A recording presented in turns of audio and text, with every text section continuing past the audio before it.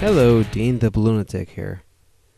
This is a video in response to KlingonMaster's questions that he had for atheists.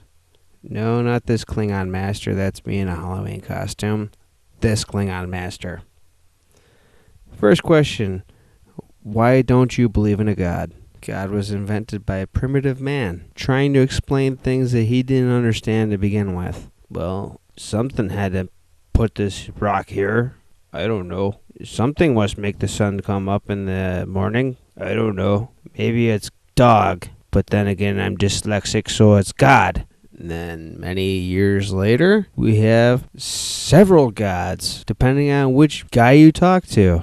And then we have the smart people, the tribes, come into play. And they feel, hey, we could take this superstitious belief and we could have them follow us. And we could have them give us goods and services. Hell, we'll even give them the ultimatum saying, you give us 10% of what you collect and stuff, or you're going to go to this bad place called hell. Yeah, that'll keep them following us, and that'll keep us in power. Well, that's all bullshit. There is no invisible man. He's just as real as the Tooth Fairy or Santa Claus. Second question. Who do you consider to be your hero? Well, the men and women of the U.S. military who fight for our freedom on a daily basis. And the firefighters and police officers that gave their lives unselfishly to try to save people out of the World Trade Centers. Or on even a daily basis. Not even have to have a catastrophe like that to happen. They're still there to put their lives on the line for us. And they're my heroes. Question number 3. Do you have any relation to Ellen or Elton John? First off, I'd like to know if this is a homophobic question, because both of those people are homosexual. Both Ellen DeGeneres and Elton John are completely out of the closet. And no, I am not related to either of those two. I have twisted a big rainbow flag for George Takei. And judging by your name of KlingonMaster, you know who he is. It's Sulu from Star Trek, and openly gay. He was at the last gay pride parade in Chicago here, and I managed to meet him there while I was twisting balloons. Really nice guy. Question 4. Do you believe in an afterlife? Nope. So we have to make this life as great as possible.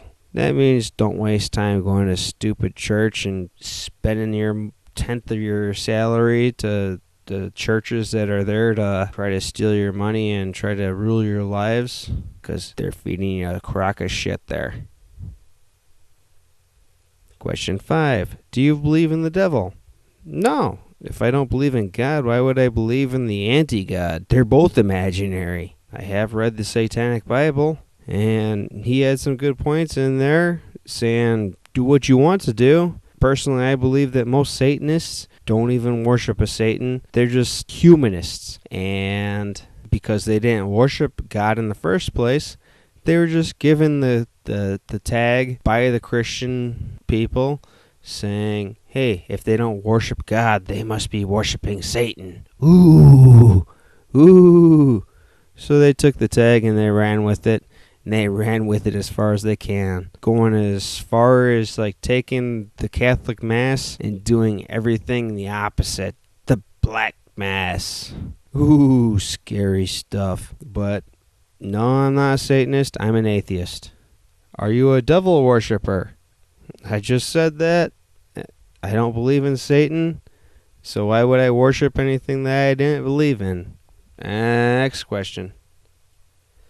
Are you in love with Marilyn Manson? Well, first off, I could spell Marilyn Manson. You can't even spell Marilyn, right? But no, I'm not in love with him. I like his music. I think he's a very intelligent individual, and you should probably listen to him because he has some great thoughts on what happens in this world today.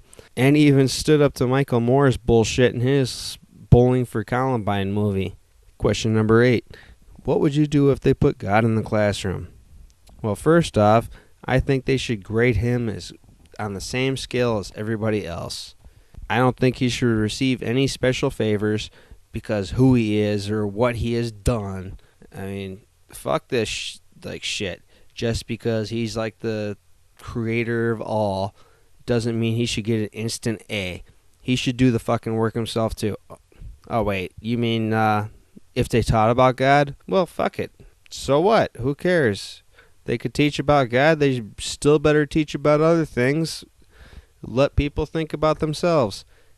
Bring out all the information, all the evidence, and let somebody with an intelligent, rational mind think about it for themselves. Who gives a fuck? Question number 9.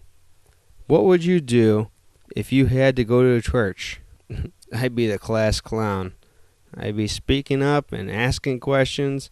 Hey, Father, if God is so all-powerful, could he make a rock so big that he couldn't even lift it himself? Sorry, I stole that from George Carlin, but I couldn't resist. Question number 10. Which Baldwin brother are you more like? That fat guy from Biodome. Question number 11. Do you believe in evolution? Yes, I do. I mean, judging by the evidence we have out there today, we don't have all the evidence. You only get fossils underneath certain rare conditions, so it's like obvious that you're not going to get every single fossil for every single being. But even then, we don't have fossilized man next to fossilized T-Rex. So right there is proof that we weren't created in the same God on the same damn 6-day period. Do we have transitional fossils? No. Do we have every single fossil? Do we have every single animal fossilized? No. Maybe that's why we don't have transitionalized fossils. A fossil is only created under rapid burial where the original animal can't decompose before it's buried.